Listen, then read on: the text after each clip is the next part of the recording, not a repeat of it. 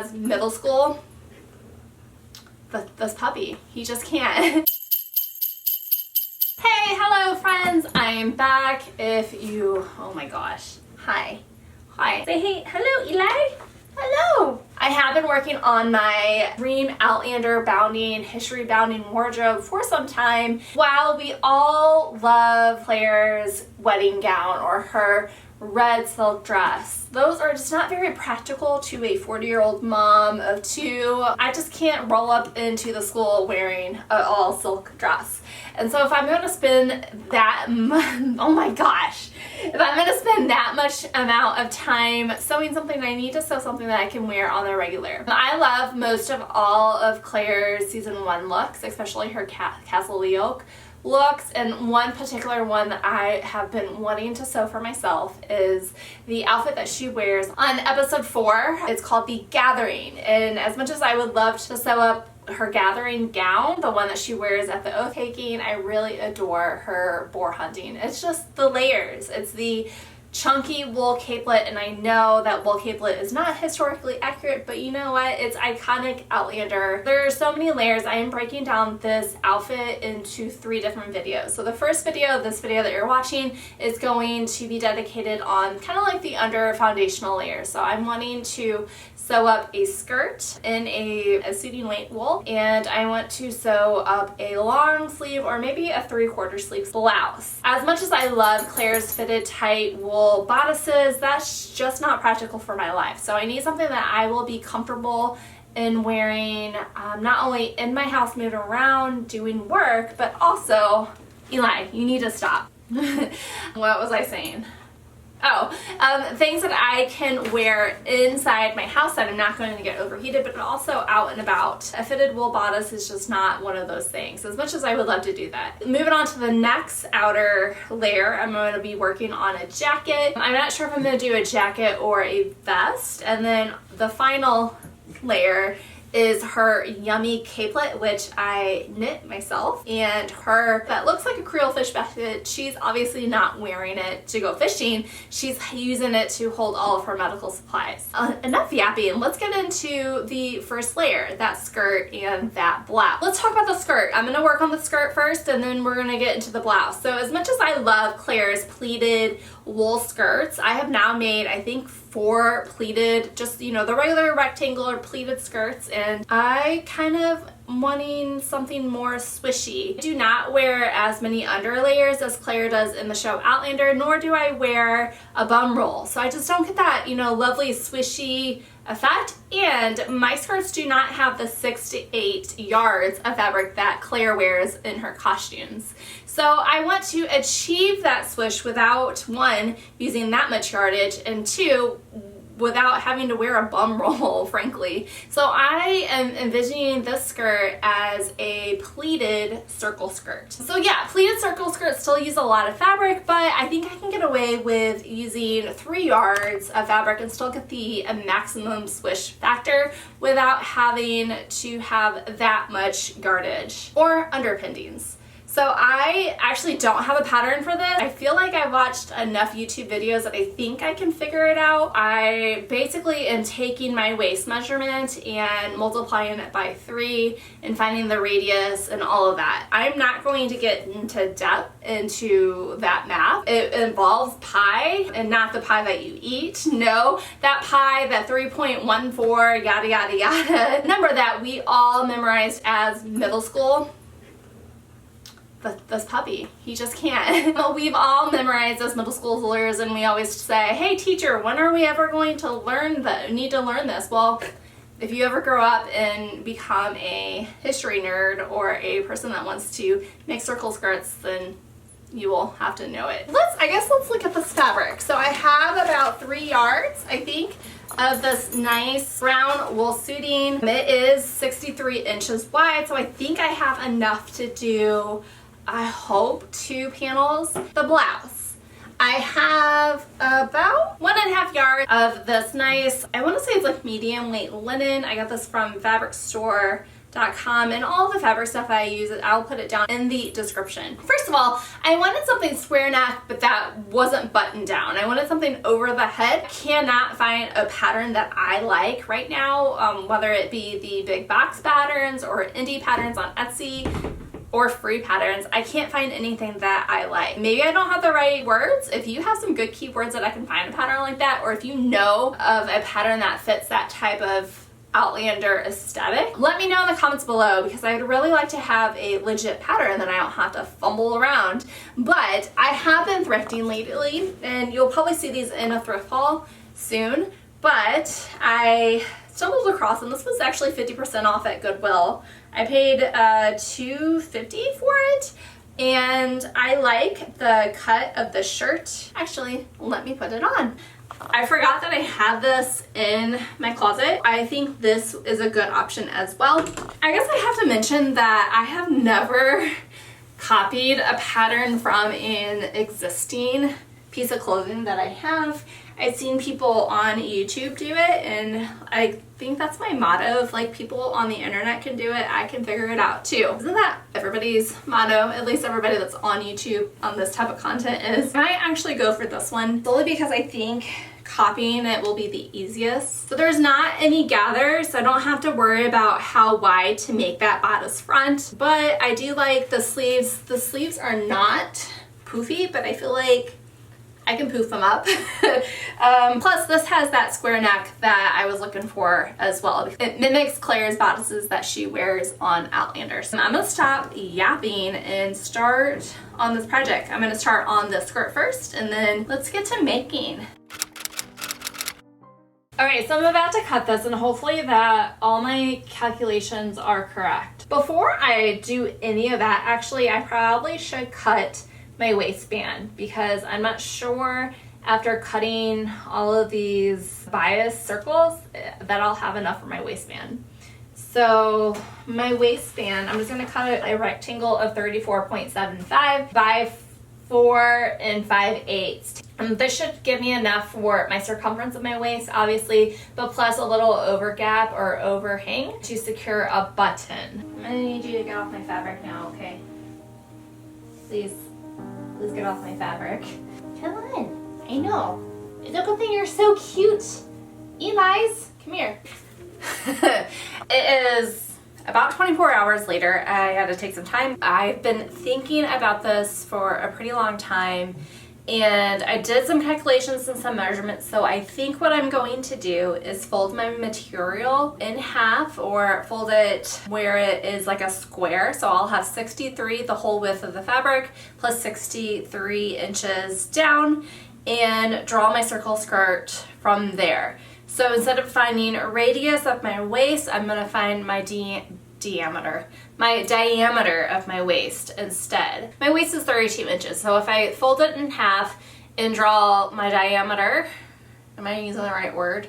Diameter of 32 inches, unfold it, I'll have a total length of 66 inches. So 66 inches to gather down to my 32 inch waist. Hopefully my calculations are right. Okay, so the next day, what I've gotten accomplished is not a lot, but I feel like it's going to make the next steps go by easy. So I searched all of my stuff besides the waist and the hem, pockets, the seams, all of that. I am now going to sew up all of my seams, and I'm going to put my pockets in. So I think, honestly, I think I can get this, probably knock out whatever rest of the skirt besides maybe the hem. We'll see how fast I can sew. I lay my skirt out. I'm going to start with the pockets and go from there. I forgot to mention too that I was able to get the stay stitch done on the waist edge. Because it is cut on a bias, I don't want the fabric to stretch out when I'm sewing it or whatnot. The waistband came together fairly easy. I made sure I added 5 belt loops. All that was left for the skirt is to gather it into the waistband, sew the zipper, and hem the skirt. Since this is a circle skirt and prone to settling, I made sure the skirt hung overnight before I hemmed it. It was an honor to have Alice visit me in my workroom. Ever since we gotten that puppy, she mainly kept to herself because Eli is glued to me for most of the day. Hello. I think my camera cut out and today I forgot to recharge my battery. So I'm gonna get as far as I can today. So what I have done is I finished up my pattern draft, transferred it to my mock-up fabric and cut it all out. So today I am hopefully going to get this shirt done. Here are the steps that I'm going to do. Since I don't have a pattern direction telling me what to do, I kind of wrote them out on my things to do before going through the stones notepad, which I will put a link down below if you want to get yourself one too. So I'm going to sew the shoulders for the main body as well as the yoke. I'm calling the yoke like the underside lining. So the right sides together of the neckline yoke into the main, flip them out and press them. I'm going to sew the sleeves arm size on the sleeve and the side seam, and then do the cuff seam, gather the sleeve in, and then the cuff onto the sleeve. I am not that confident in, whoops, sorry puppy, in my sleeve pattern. Let me get that out right now. Because this is the shape, and this is just half of it. Let me take it apart and I'll show you why I'm not that confident. It's because it's not shaped like the typical sleeve that I usually get in my patterns. So I will sew on one of these sleeves, and if it's not right, I'm gonna bring out a sleeve pattern from one of my already established patterns and hopefully it'll work. So I don't know if it's going to work. I don't even know if I took the pattern correctly because I am obviously a self-taught sewer, but you know what? Actually, it might actually work. So I'm gonna go ahead and start sewing. I'm gonna record as much as I can before my battery craps out. If it craps out before me giving you an update, I will quickly charge my battery and see you soon. Okay, so here's the mock-up. So far, everything was good. Except the sleeve situation. I mean, it's not wholly bad, but this, I don't like that, and the length is not right. So this is what I'm opting for. I am going to redraft the sleeve pattern. I went through my patterns and I don't remember where this was from, but I found a sleeve pattern. I took the length of this arm's eye and compared it to the length of this arm's eye. The project that I'm working on's length of the arm's eye is 21.85. This arm's eye is 20.5, so 20 and a half. So I am actually going to lengthen it just a little by 1.235 inches. I'm going to pull out my wrapping paper again and try to redraw it and use this arm as the test. I have my inspiration pattern on top. I have my pattern paper, aka wrapping paper, on the bottom. I need to increase this side by almost 1 1/3. But since I'm folding it in half, I need to divide that by 2. So I need to increase it by 0.675. Say right here.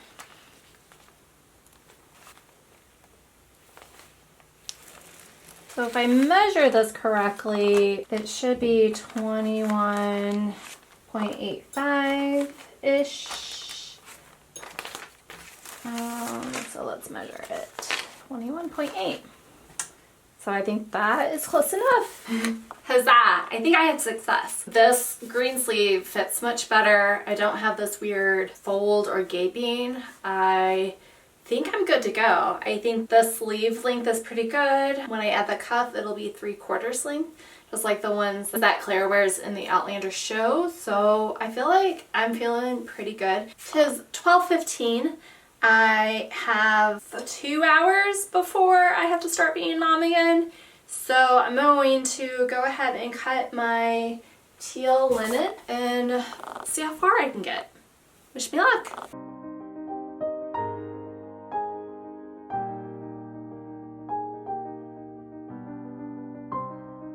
I don't have enough fabric.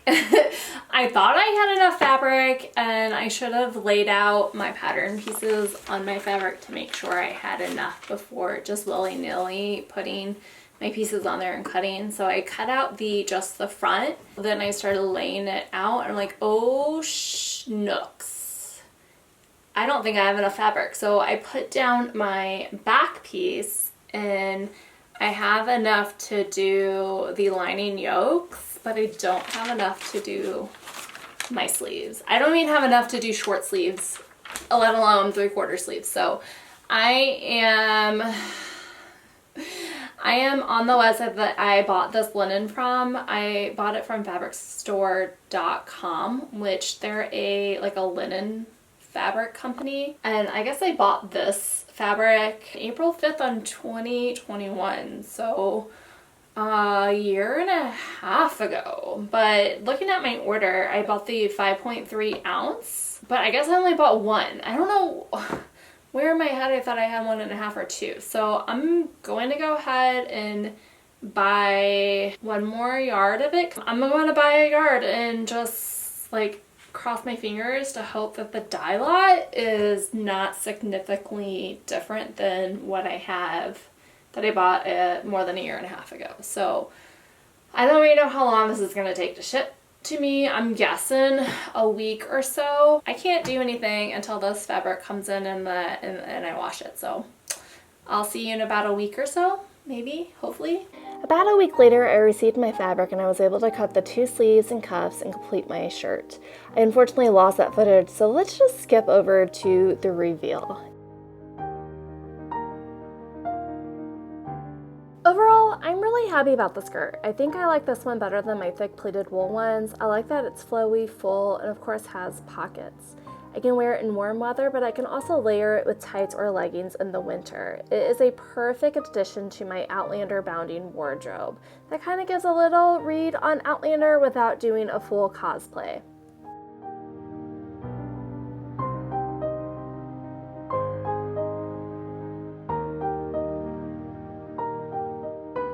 I'm okay with this shirt. I love the color and the overall cut, but I'm not wearing the correct bra. As you can see here, you can definitely see that. Because of this, I haven't gotten very much wear out of it. If I had more time, I would have liked to remake this top into something that doesn't show my bra every time I move. Well, that's it for this layer. I hope you stick around until next week where I continue on my Outlander bra hunting outfit with a bodice made from a thrifted green wool blazer. Thanks, bye!